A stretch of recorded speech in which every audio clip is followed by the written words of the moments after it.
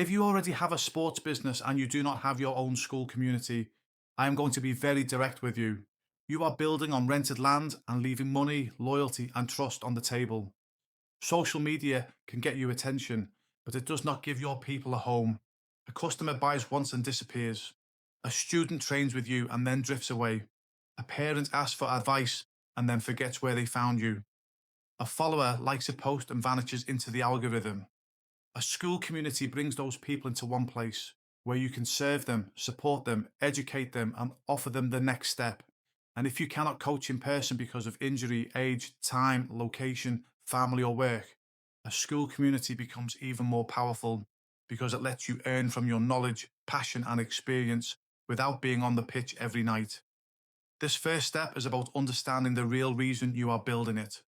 When I built my goalkeeper community, I was not trying to be clever. I wanted one place where my goalkeepers, parents, and customers could come together. But looking back, that community became one of the most important assets in my business. It did something that social media, email, and normal websites cannot do on their own. It connected people to me and to each other.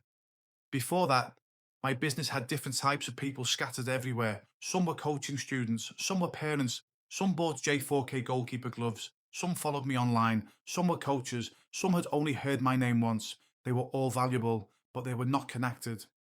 Once I had a community, I had one home for all of them. A glove customer could become a community member, a parent could ask a question, a student could see extra help, a follower could start trusting me, a stranger could come in free and gradually realize I knew what I was talking about. That is when I understood the deeper point. A community is not just a group, it is the center of the business. It is where trust compounds, it is where people see your values. It is where you can teach without always selling. It is where a cold person becomes warm and a warm person becomes a buyer. I also learned the hard way why this matters. My playing career ended through injury, and later I broke my leg when my coaching income depended on me turning up.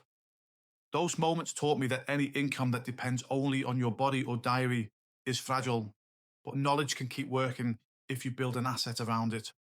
A school community lets that happen. It means your experience can help people even when you are asleep, traveling, injured, older, busy, or simply not available to stand on a field. The first step is not picking a name or designing a logo. The first step is deciding what role the community will play in your sports business.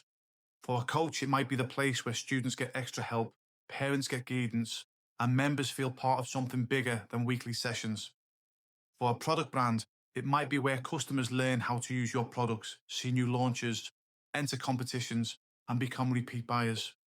For an ex-athlete or passionate sports person, it might be the place where you turn your stories, lessons, and experience into a paid membership or digital offer. So do not see this as a tech project.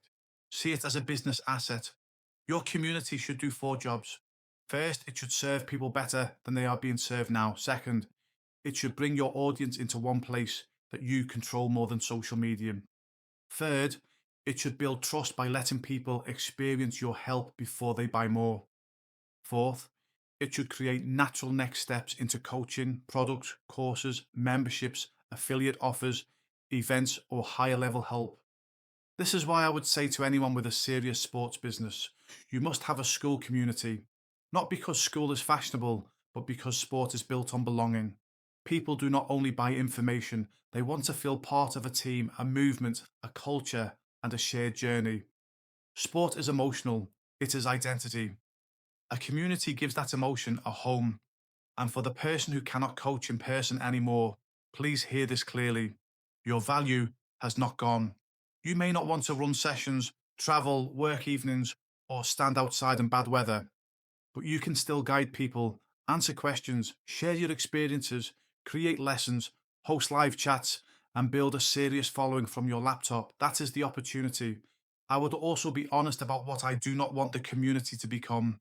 I would not want it to be a random chat group. I would not want it to be a place where I dump content and disappear. I would not want it to be a second job that drains me. I would design it as a simple operating system.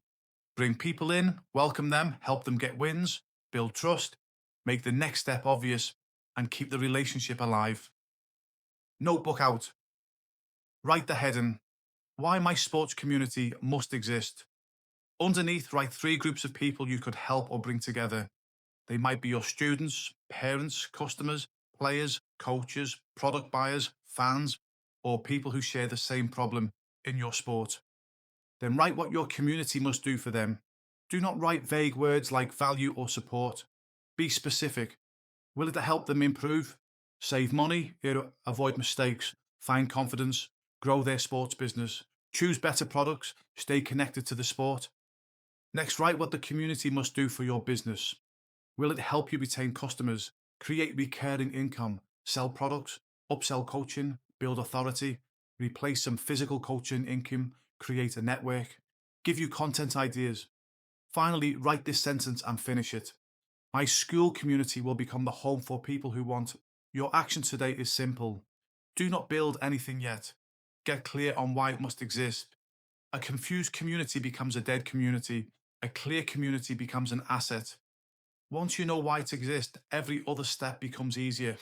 The name, the offer, the content, the payment structure, the upsells, and the daily actions. This is step one. Build it for a reason, not because everyone else is doing it. The promise of this course is simple. By the end, you will not just understand why a Skool community matters. You will know the exact steps to create one, position it, fill it, serve it, monetize it, and keep improving it. This is not for people who want to sit around dreaming for 6 months. This is for sports people who have already started or are ready to take action now and want a practical community they can build around the sport they love. The reason this matters is that a community grows through clear behaviour, not through a burst of excitement.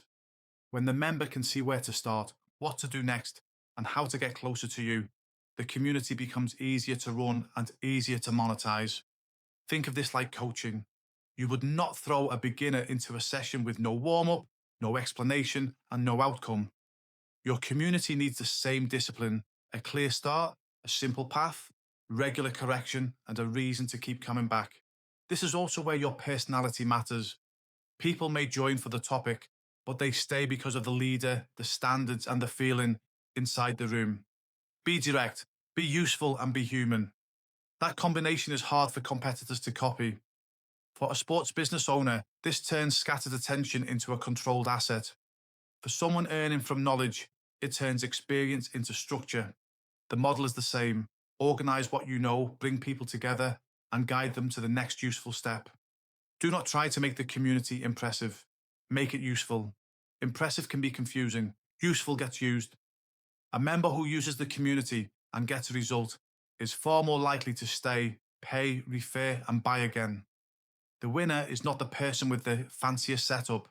The winner is the person who understands the member, creates a simple path, and repeats the right actions for long enough that trust starts to compound. Keep asking the same operating question. What is the next useful action this member should take? That question stops you drifting into random content and keeps the whole community pointed at progress.